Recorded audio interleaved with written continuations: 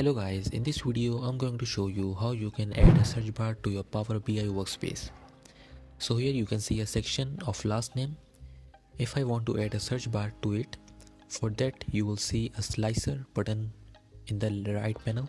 Here you can see it, click on it, and after clicking it you will see the search bar. Now you can see that it isn't appearing directly on the last name section. So if you want to appear it, you need to click on the three dots and then click on search. And here you can see that the search bar has been appeared on my last name section. So search bar is a very useful option. For example, if you had thousands of names in the last name section and you wanted to search one, for that you will need a search bar. Here you can see I have searched for Ahmad and Ahmad has appeared. So this is how you can add a search bar to your Power BI. I hope you found this video useful.